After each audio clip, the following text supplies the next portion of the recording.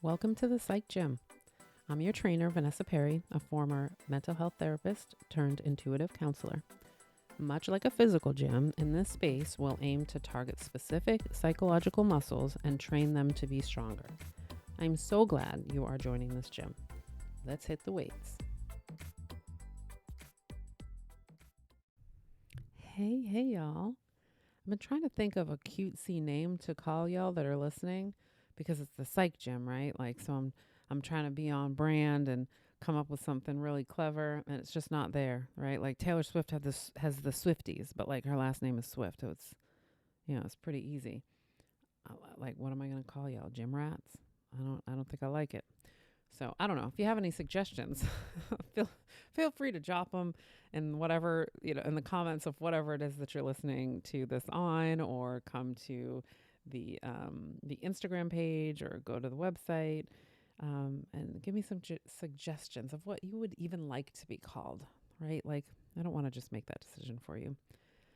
Totally unimportant, but in the moment felt important when I hopped on and didn't know how to greet y'all. Still getting used to doing that, but here I am. Welcome to the Psych Gym. I know that part. Welcome to the Psych Gym. I am Vanessa Perry, and I am here to bring a concept to you.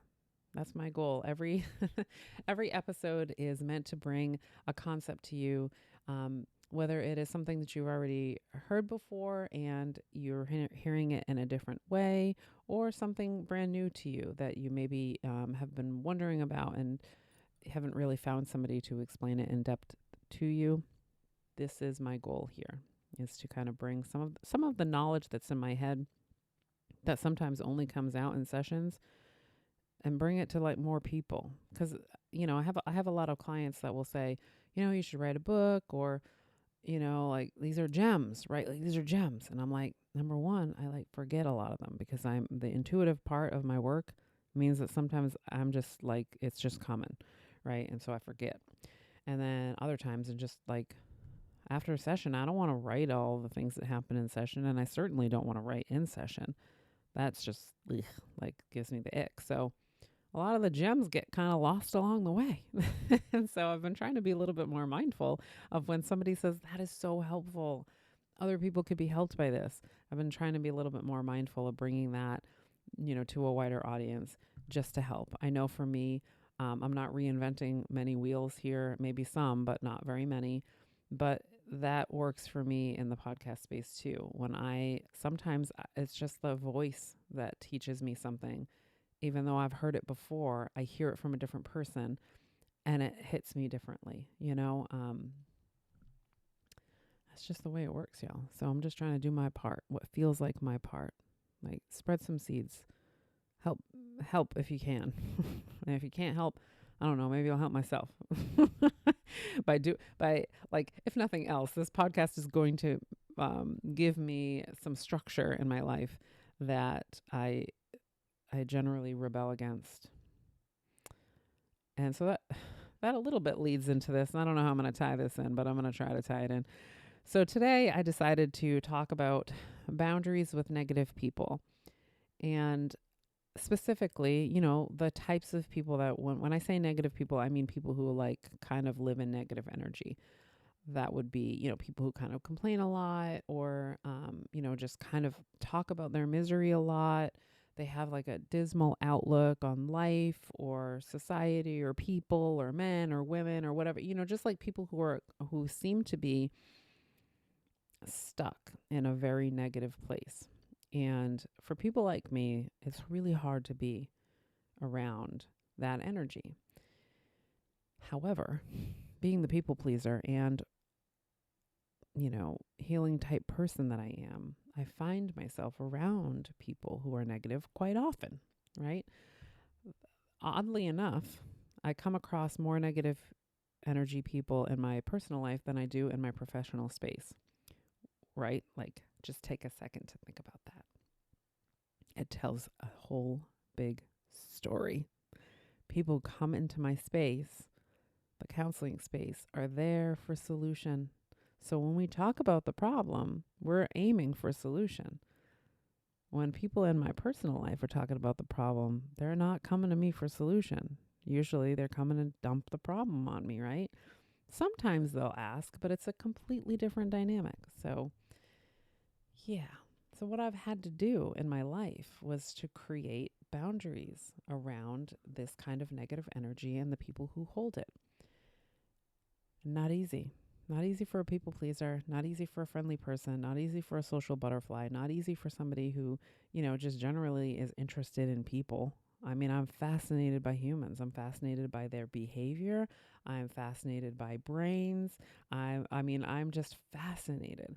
So, I kind of like to hear people's stories. I kind of like to hear people's perspectives, but I had to learn the hard way that I have to have boundaries with certain types of energy or else. And what's that or else? If you're here, you might already know what that or else is because you're probably here being like, I'm at my or else and I don't know what to do. It's that feeling of like, I mean, for me, sometimes I cocoon completely because I'm like, I can't be around another person, right? Sometimes you get irritable all around because you're carrying that person's negative energy and now you're, kind of being them, and that's icky. So there's a lot of a lot of side effects that come along with being around people who hold negative spaces for themselves and for others on a regular basis. And when I thought about using the word boundaries, the blanket statement buzzword type thing, I thought, well, I think in probably all of the things that I talk about when it comes to boundaries, I'm going to have to define boundaries in each one of these episodes. And the overarching definition, right, I guess, of boundaries is not what we sometimes think it is, right? So sometimes we think of a boundary, literally as like a fence to keep people out. You can't come here. And so that's my boundary. Or my boundary being, this is how you need to be to exist in my world. Which a little bit of yes, right? Like a little bit, especially if this person has done something to you, right? You feel like you have to put up a fence or you feel like you have to put up that wall. It's very important to understand, though, that boundaries are not meant to be a control tactic. And I think sometimes we accidentally do that. Sometimes we think, oh, if I put this boundary up, and this is like not even conscious most of the time. If there's anything that you're going to learn by listening to this podcast, you're going to learn that I talk a lot about subconscious process and programming, things that happen automatically because of our belief systems. So when we're putting boundaries up with people, we're not always thinking of being manipulative. Sometimes some people are, but sometimes, it's just happening, right? Like you hurt me and now you got to go, right? But if it's somebody that we love, we might put that boundary up there with the hopes that it will change them, right? So if I'm in a relationship with somebody, I might put some distance because my hope is that they will see that distance and then go, oh, I don't want that distance. So therefore I'm going to do A, B, C, right? And that's like a little icky, right? That's a little manipulative accidentally. And a little bit like I want to control that person so that they can come within this boundary, right? The boundary is meant to be opened with with the conditions that I now have decided that you have to, that you have to uphold in order to be over here, which is fine. But it's our energy of that we stay connected with that person that usually makes that boundary fall. And this is where this whole thing is problematic. If I'm putting up a boundary that I don't really believe in, it is going to fall. And if I don't really know why I'm putting up the boundary, or the boundary is only being put up because I'm upset in the moment, that boundary is going to fall because it is not a very intentional, well thought out, stopping point. It's something that, would just kind of got thrown in there. So whenever I have a conversation about boundaries, I have a conversation about boundaries with yourself. Because you're the one that has to be the strongest boundary respecter in any relationship. You're the one that has to be prepared to do the actions that may end up having to be taken due to what you've decided is your boundary. And that's difficult. That's why when I sit down with people, we talk a lot. We talk a lot before we approach people with what our boundary is going to be, because we have to make sure that it's something that we are going to honor for ourselves. Once we do something, or once we put something up for people not to cross, but we kind of want to cross it ourselves, there's a lot of dissonance within us. There's a lot of, and I use the word dissonance, there's a lot of conflict within us of, I know what this, I know I need to do this, but I don't want to, right? Like, and so if I really don't want to, I'm not committed to it. I don't even really know why I'm doing it. And that means that we have to do lots of evaluation about what our boundaries are there to do, right? It's not to control other people. It's not to shut people out. It is to kind of say, here's how we can exist together. And if that's something that you can't do, then that's okay. We don't have to be upset about this. And I'm going to try to hit my radical acceptance about the fact that what I require, you can't provide. And sometimes it's very sad. And other times people do really take that, they take it well, and they'll just kind of, hey, teach me, right? We love those people. If we could all be more of those people in certain ways, it would be great. In other ways, we have to also accept that the other person may not react the way that we want them to. So anyway, man, I've been on a tangent. Let me get back. I wrote my little notes so that I wouldn't be on a tangent, and I was staring off at the wall on my tangent. If y'all ever want to know what it's like to be me and not be interacting with a person, that's the story. So when we're trying to have our boundaries with people who are negative, we want to think about why that boundary is necessary. If the boundary we feel like we need is necessary because we can't handle our emotions when another person gets upset, that's a whole different situation, right? Because that means that any person who gets upset has the ability to screw us over, right? So drawing a simple boundary with a negative person in your life, but you still don't work on how to have a healthy reaction to other people's upset, it just means that it's going to be, same shit, different person in your whole entire life till you like this, right? So you're just going to be putting boundaries and boundaries and boundaries for your whole entire life because you're not learning how to let people be upset in your presence. And I don't mean violently upset. I just mean upset. We've gotten to the point sometimes where like people aren't allowed to have a full range of emotions because we don't know how to handle them. So we'll put boundaries up, right? Like, I don't like that you get angry. Even though they're not having angry outbursts or they are not fighting with you or they are not being abusive, I don't like how it feels that you get angry. Like, that's you got to let people have their emotions. So putting a boundary, a hard boundary up against a person and calling them negative because you can't handle the fact that they have a full range of emotions in a safe way, it's not really their thing. It's your thing. People don't like to hear that. I didn't like to hear that, right? I didn't like to hear that. It was like, Vanessa, you have to let people get a little bit heated. People are allowed to get heated.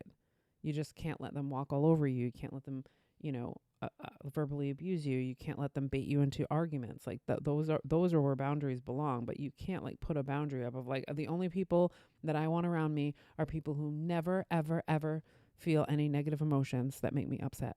Like, come on. You can't do that, man. You got to figure out how to handle those emotions a lot better. And we need to learn how to communicate these boundaries with these people in our lives. So a negative person, a person who lives in negative energy, has a negative outlook, right? Like it's pretty obvious, right? So the reality is going to be when I go to communicate this, they're not probably going to take it well, right? They're going to take it as another thing to pile on to their plate of misery. And so we have to be prepared for that.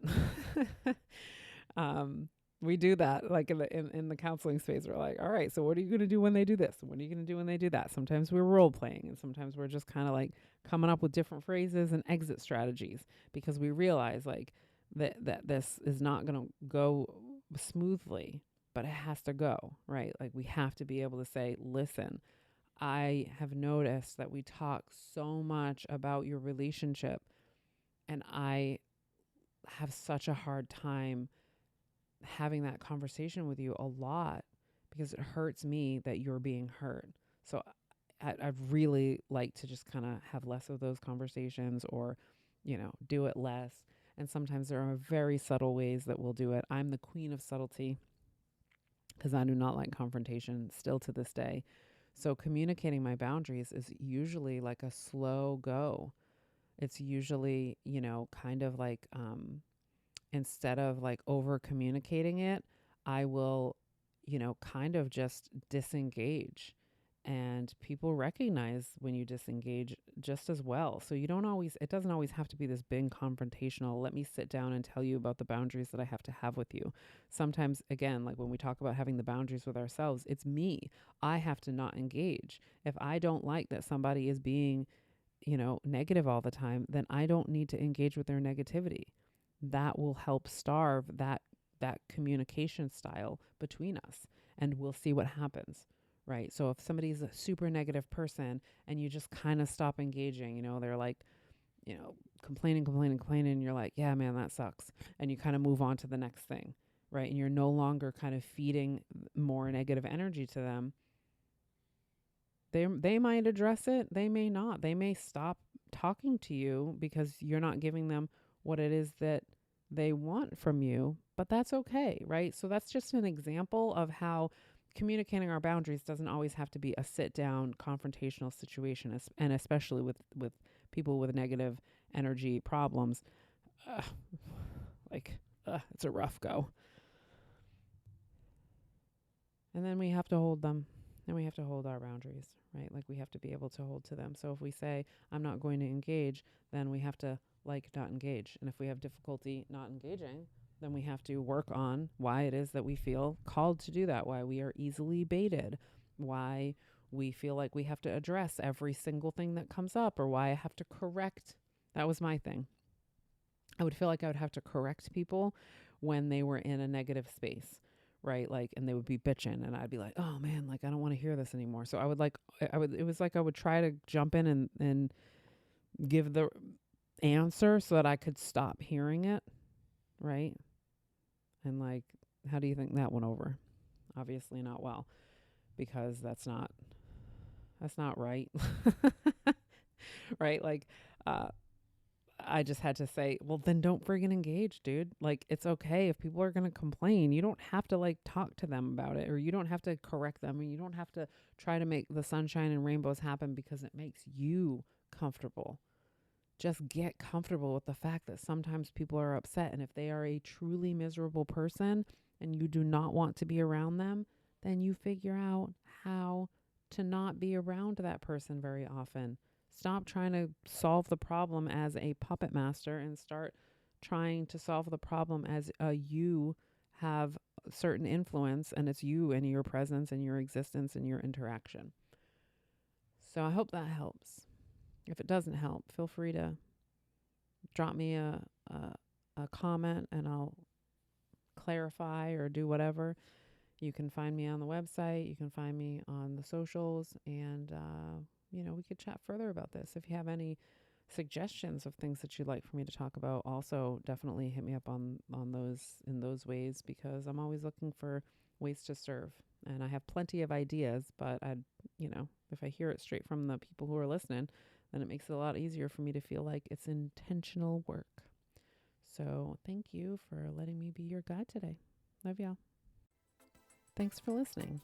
To learn more about what I do and how to work with me, head to thepsychgym.com to check it out. Keep lifting, y'all. It's worth it.